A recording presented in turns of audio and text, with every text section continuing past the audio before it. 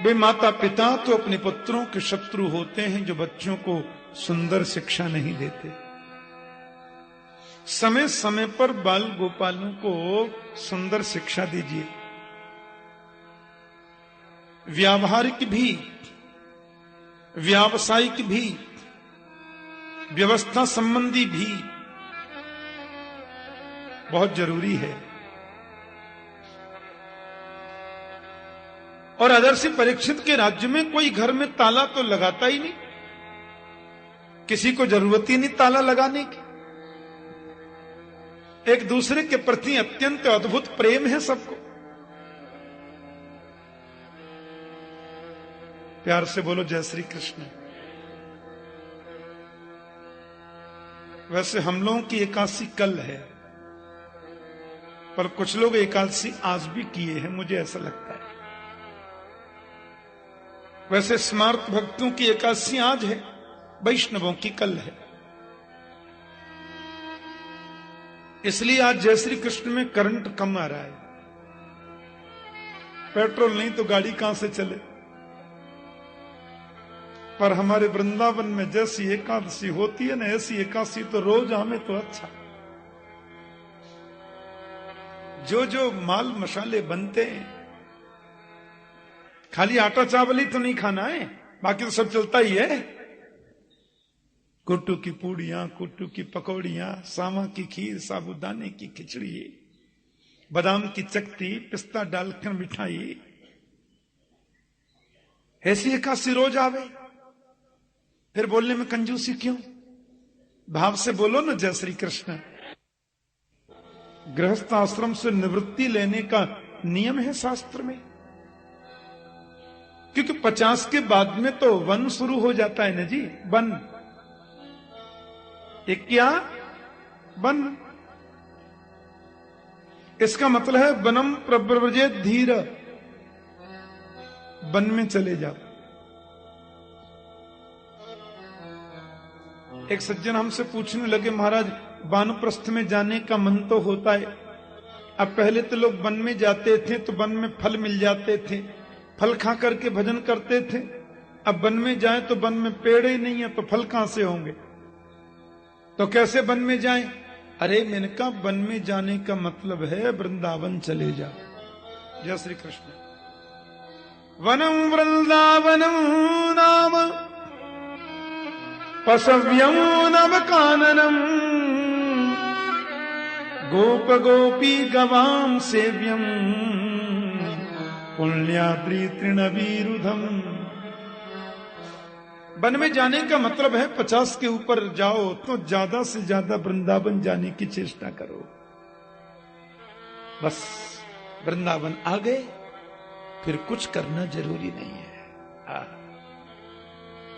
वृंदावन की गलियों में भ्रमण करना ही प्रदक्षिणा है, परिक्रमा है।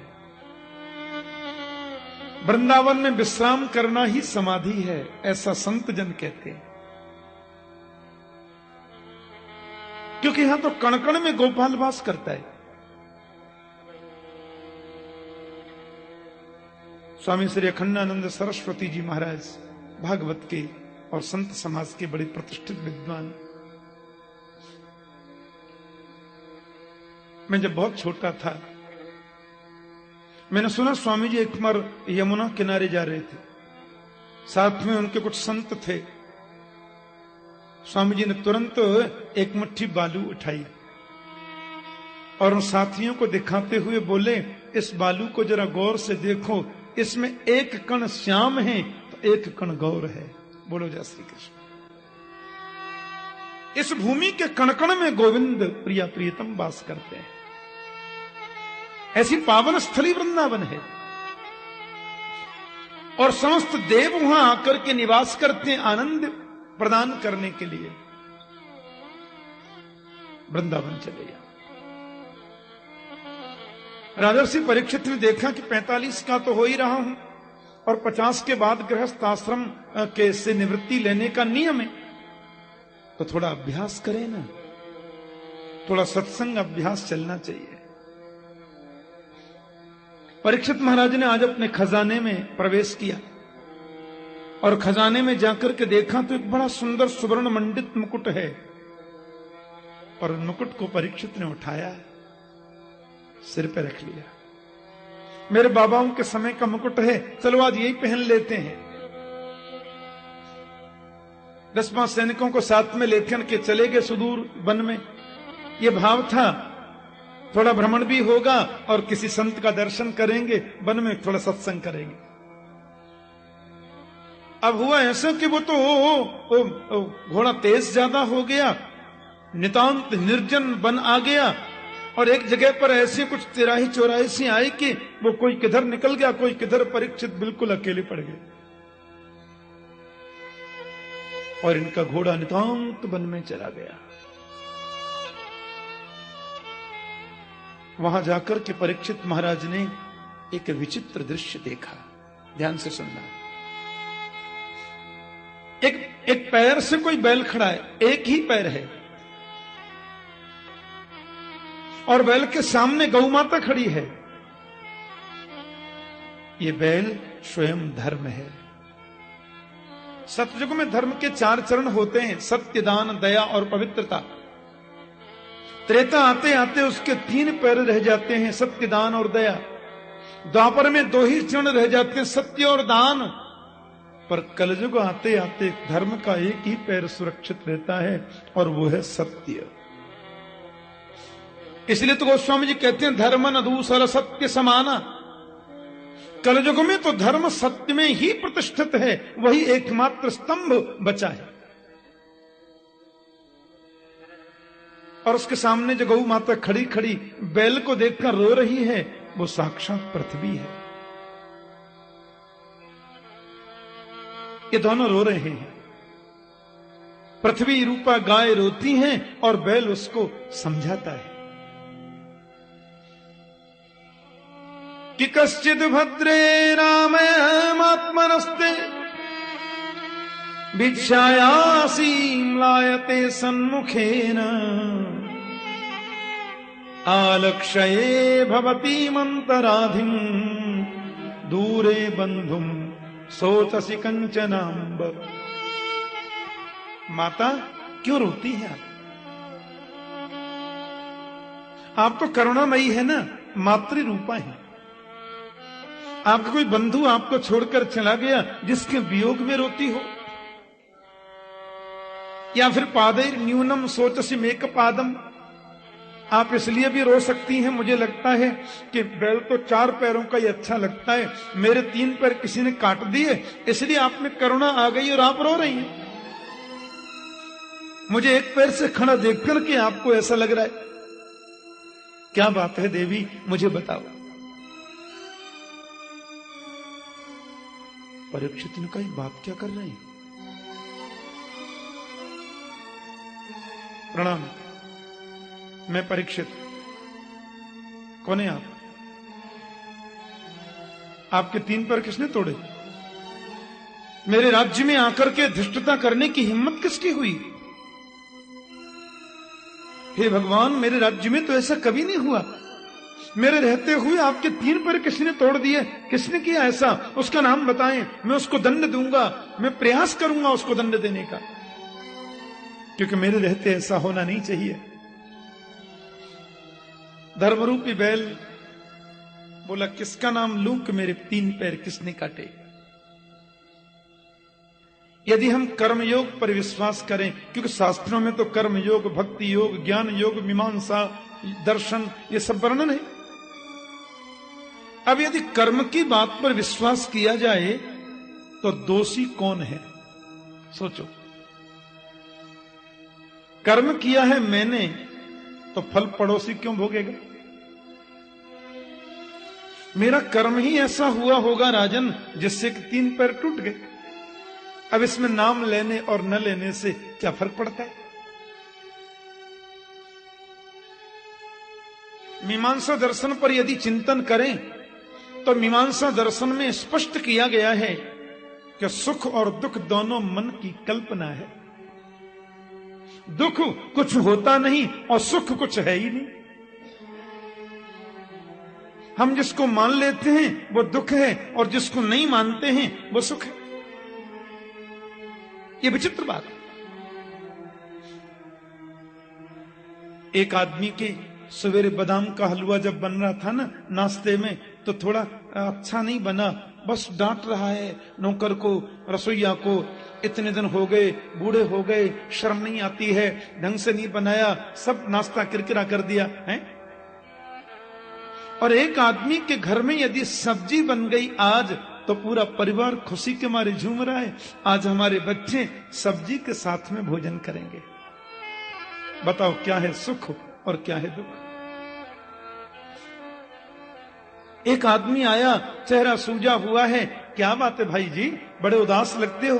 क्या बताऊं महाराज, रात में लाइट नहीं जली, और लाइट नहीं जली तो फिर वो एसी नहीं चला, एसी नहीं चला तो मैं तो बिना एसी के सो सकता नहीं महाराज, सो नहीं पाया। एक आदमी बिना एयर कंडीशन के सो सकता नहीं, और एक व्यक्ति खेत पर काम करते करते खेत की मेड़ पर हाथ की तकिया लगाई गहरी नींद में सो जाता है। बोलो क्या है सुख और क्या है दुख। एक आदमी कितने कितने प्रयास करता है। बंबई में 21 माला में एक परिवार रहता है, वो महिला बोली मुझे मच्छर बड़ा तंग करते हैं। उनके पति बोले देख लो इनके लिए 21 माला पे भी मच्छर आ जाते हैं, और मैं प्रथम तल पर भी सोऊं तो भी कोई तकलीफ नहीं होती। क्या है सुख और क्या है दुख बताओ। एक आदमी 10-5 लाख रुपए इधर से उधर हो जाए तो कोई फर्क नहीं पड़ता, और एक आदमी को 10-20 रुपए का ही फर्क पड़ जाए तो हार्ट अटैक आ जाता। क्या है सुख और क्या है दुख। एक आदमी बिना मखमल के गद्दे के सो सकता नहीं है, और एक व्यक्ति बालू में सो जाता है। गिरिराज जी की तरहेटी में देखो, एक संत मैंने देखे गिरिराज तरहेटी में, वो महाराज 21,108 परिक्रमा दे रहे हैं दंडवती। एक जगह पर 21,108 बार उठते हैं, बैठते हैं, लंबे साष्टांग होते हैं। मैं दंग रह गया। मैंने कहा कितने दिन हो गए आपको। बोले 27 बरस तो हो गए, अभी आधी नहीं हुई। बोलो जय श्री कृष्ण। 27 वर्षों में आधी परिक्रमा नहीं हुई। एक जगह पर 21,108 बार दंडवत करना, फिर आगे बढ़ना। उन्होंने बताया कि 7-8 दिन में मैं 1 मीटर चल पाता हूं। 7-8 दिन में भी 21,108 नहीं हो पाता एक जगह। मैंने कहा सोते कहां हैं। बोले इधर ही टाट बिछा के सो जाता हूं। मैंने कहा बाबा और। बोले बगल के गांव में ब्रजवासियों के घर से मधुकरी मांग कर ले आता हूं, इधर ही खाया, सरोवर का पानी पिया, यहीं सो जाता हूं। मैंने कहा और कोई आगे पीछे बारिश। बोले बारिश तो गोवर्धन नाथ है। मैंने कह दिया है कि मर जाऊं तो पूरी परिक्रमा मुझे घसीटना, और घसीटते घसीटते सारे शरीर को रज में मिला देना, बात खत्म। क्या है सुख और क्या है दुख। ये हमारे मन की कल्पना ही सुख है और कल्पना ही दुख है। हमारी मान्यताएं ही सुख और दुख को जन्म देती हैं। और महर्षि वेदव्यास के वेदांत दर्शन पर यदि हम विचार करें तो वहां तो सब बात ही खत्म। महर्षि वेदव्यास का वेदांत दर्शन कहता है कि शरीर जन्म लेता है, शरीर बड़ा होता है, शरीर मोटा होता है, शरीर लंबा होता है, आत्मा न जन्म लेती है, न मरती है, न मोटी न पतली। तो पैर ही तो कटे हैं, मैं तो पैर हूं नहीं। कट गए तो कट गए, जुड़ गए तो जुड़ गए, क्या फर्क पड़ता है। परीक्षित ने कहा हे भगवान, ये तो महान पुरुष है, ये तो साक्षात धर्म है। राजा परीक्षित उनके चरणों में गिर पड़े और प्रणाम करके बोले मैं अपने स्तर से प्रयास करूंगा, दंड तो मिलना चाहिए जिसने आपको कष्ट दिया। वो चले ही होंगे कि काला काला आदमी आया, लंबी तकड़ी भुजाएं, काला चेहरा, बड़ा विकराल शरीर, एक पैर से खड़े हुए बैल के उस पैर को भी तलवार से तोड़ना चाहता है। ये काला पुरुष ही तो कलयुग है। यानी कि कलयुग नहीं चाहता कि धर्म का एक भी पैर सुरक्षित रहे। कथा में बैठने पर आपको नींद आवे तो समझना कलयुग गड़बड़ी करता है। वो नहीं चाहता कि आप सुने। कथा में बैठने के बाद बार बार आपका मोबाइल बजे तो समझो कलयुग इसमें घुस गया। वो नहीं चाहता कि आप कथा सुने। कथा में बैठने पर बार बार आपके मन में ये विचार आवे, क्या बताएं, महाराज जी ने सूचना भेजी थी, सुनने तो आ गए कथा, घर में बहू अकेली है, कहीं सब्जी न बिगाड़ दे, दाल न बिगाड़ दे, ये न कर दे, वो न कर दे। ऐसी फालतू बातें सत्संग में बैठने पर आपके मन में ज्यादा आए तो समझो कलयुग घुस गया। वो चाहता नहीं कि आप सुने, क्योंकि वो तो धर्म के एक पैर को भी रखने देना नहीं चाहता। राजर्षि परीक्षित मारने के लिए दौड़े, कौन हो तुम, और हम तुम्हें दंड देंगे, हम तुम्हें छोड़ नहीं सकते, तुम्हारी हिम्मत कैसी हुई मेरे राज्य में आने की। और मारने के लिए जैसे महात्मा परीक्षित दौड़ लगाए, उसने तो मुकुट इनके चरणों में गिर दिया, गिर पड़ा, महाराज महाराज त्राहिमाम। पांडवों ने पहली बात क्या बताई थी परीक्षित को, कि शत्रु भी शरण में आ जाए एक बार तो माफ कर देना। नते गुणाकेश यशोधराणाम बद्धांजलि भयमस्ति किंचित। अब तुम्हें डरने की बिल्कुल जरूरत नहीं है, क्योंकि तुम मेरी शरण में आ गए। लेकिन कौन हो तुम, ये बताओ। शरण में आने वाले को हम मारते नहीं, हम पांडवों के पौत्र हैं। बोले मैं तो कलयुग हूं। कलयुग, निकल जाओ, चले जाओ मेरी आंखों के सामने से, आज के बाद मेरे राज्य में प्रवेश मत करना। कहां जाऊं महाराज, सारी दुनिया में तो आपका राज्य है, आप तो करुणाशील हैं। यत्र क्वचन वत्स्यामि सार्वभौम तवाज्ञया लक्ष्ये तत्र तत्रापि त्वामाप्तेषु सनासनम। सब जगह तो आप हैं। राजा परीक्षित ने देखा कि कलयुग है, कलयुग में दुर्गुण तो लाखों हैं, पर एक बहुत बड़ा इसमें गुण भी है। इसलिए परीक्षित ने उसको मारा नहीं, छोड़ दिया। इसमें अवगुण है हजारों और गुण है केवल एक। कलयुग में अवगुण क्या है? अवगुण तो हम दिन रात देखते हैं, पर इसमें गुण क्या है कि यह कलयुग कर परम प्रतापा मानस पुण्य कोई नहीं पापा। कलयुग में मन में सोचने से भी पुण्य का फल मिल जाता है, लेकिन पाप का फल सोचने से नहीं, वो तो करने से ही मिलेगा। ये कलयुग की विशेषता है। यहां यदि पुण्य की बातें सोचेंगे अभी तो कुछ परसेंटेज मिलेगा, पर पाप का फल सोचने से नहीं, करने से ही मिलेगा। मानस पुण्य कोई नहीं पापा कि कलयुग सम नहीं आन युग जो नर कर विश्वास। गाय राम गुण गन बिमल भवतर भी नहीं प्रयास। कलयुग में सबसे बड़ा सद्गुण है कि गोविंद के विमल गुण गणों को गाकर व्यक्ति बिना प्रयास ही तर जाता है। इसलिए भगवान सुखदेव भी आगे कहेंगे कि कलैर्दोष निधे राजन यस्ति एको महान गुण कीर्तनादेव कृष्णस्य मुक्त संग परम ब्रज। कलयुग में यह बहुत बड़ा सद्गुण है कि कीर्तनादेव कृष्णस्य मुक्त संग परम ब्रज। केवल कीर्तन करने से व्यक्ति मुक्त हो जाता है। इसलिए परीक्षित ने सोचा नहीं नहीं भैया, इसमें गुण तो एक गुण तो है ही, एक गुण से बहुत लाभ हो सकता है। इसलिए ठीक है, हम तुमको छोड़ देते हैं, मारेंगे नहीं, पर हम देखो तुमको जगह देते हैं, वहां से बाहर खबरदार निकलना नहीं। कलयुग बोले दे दो। परीक्षित ने उसको 4 जगह दे दी। द्यूतम, पानम, स्त्रियः, सूना।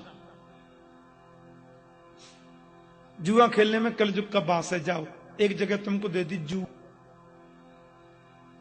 जो भी जुआ खेलते हैं वो कलयुग के पक्के भतीजे होते हैं, क्योंकि जुए में कपट के रूप में कलयुग वास करता है। हाँ, जुआ नहीं खेलना चाहिए। इस्लाम है ना, इस्लाम धर्म, उसमें जुआ खेलना मना है। एक मुस्लिम कंट्री है मलेशिया। एक बार वहां कथा करने जब मैं गया, मेरे साथ में बहुत लोग गए थे भारत से, तो मलेशिया में कथा के बाद एक दिन जब वो लोग भ्रमण कराने के लिए मुझे ले गए, एक बहुत ऊंची पहाड़ी है, वहां पहाड़ी पर किसी चाइनीज व्यक्ति ने बहुत विशाल होटल बनाया है और उस होटल में कैसीनो चलता है। कैसीनो माने जुआ घर। लेकिन उस कैसीनो के मैंने द्वार पर एक बोर्ड लगा देखा। उस बोर्ड पर लिखा था किसी भी मुस्लिम का इसमें अंदर प्रवेश वर्जित है, जुआ घर में वो नहीं जा सकते। मैंने कहा ये क्या लिखा है? बोले महाराज जी, इस्लाम में जुआ खेलना मना है, इसलिए यहां की सरकार की ओर से प्रतिबंध है। विदेशों से लोग यहां आते हैं, करोड़ों के न्यारे वारे होते हैं, पर कोई इस्लामिक व्यक्ति इसमें जुआ नहीं खेल सकता। उस धर्म में जुआ खेलना मना है, ब्याज पर पैसे खाना मना है। इस्लाम में दो बातें बड़ी विशेष हैं, क्योंकि जुआ बिना कपट के हो नहीं सकता, और कपट जो है वो कलयुग का रूप। वारे न्यारे हो जाते। अमेरिका में एक जगह अटलांटिका सिटी, तो न्यूयॉर्क में जब मेरी कथा पूरी हुई तो लोगों ने कहा कि थोड़ा सा समुद्र पर भ्रमण करा के लाएं, समुद्र किनारे वो भी नगर बसाए। इतना विशाल कैसीनो, हमारे भारतीय नगरों के नाम से उन बिल्डिंगों के नाम रखे। मैंने कहा इसमें होता क्या है? बोले खाकपति अंदर जाता है तो करोड़पति बन के निकलता है। कई बार करोड़पति जाते हैं तो किराए को पैसे भी नहीं रहते, ऐसा निकलता है। जुआ कपट का प्रतीक है, बर्बादी का प्रतीक है, इसलिए जुआ नहीं खेलना। जुआ खेलना मना है। द्यूतम और परीक्षित ने दूसरा स्थान दिया पानम, यानी कि सुरापानम, शराब पीना। राम राम राम राम। मैंने अच्छे अच्छे पढ़े लिखों को देखा, AA में है, पर शराब की लत है, और जब शराब पीते हैं श्रीमान जी तो औंधा मुंह करके नाली में पड़े, कुत्ते से बात कर रहे हैं, औंधा मुंह करके नाली में पड़े, बगल में कुत्ता खड़ा उससे बोल रहे हैं खा वहीं खा। पी लिया तो पड़ोसी के घर को अपना समझ के पहुंच गए, चाय नाश्ता कर ली तो याद आया तो पड़ोसी का है। आदमी को पशु बनाती है शराब, कभी नहीं पीनी। उसमें मद के रूप में वास करता है कलयुग। मद ही कली का रूप है। तीसरा स्थान तुमको देता हूं मैं कलयुग। बोले कौन सा? बोले स्त्रीय वेश्याचार, परस्त्री गमन करना। हमारे शास्त्रों में सबसे भयंकर पाप कहा इसको। वेश्यावृत्ति स्त्री धारण करे, वेश्याचार पुरुष करे, ये जघन्य पाप है। मातृवत परदारेषु परद्रव्येषु लुष्टवत् आत्मत सर्वभूतेषु यह पश्यति स पंडित। इसमें कुत्सित काम के रूप में कली वास करता है, ऐसा नहीं करना। और चौथा स्थान मैंने तुमको दिया सूना। सूना माने हिंसा। किसी भी निरपराध प्राणी को तुम मत मारो, किसी भी जीव को मारने का तुम्हारा अधिकार नहीं है। आत्मनः प्रतिकूलानि परेशान न समाचरेत्। महात्मा बुद्ध जा रहे थे रास्ते में भिक्षा लेने के लिए, एक बड़ा दुर्दांत व्यक्ति था, नाम था अंगुलीमाल। आपने सुनी होगी कथा।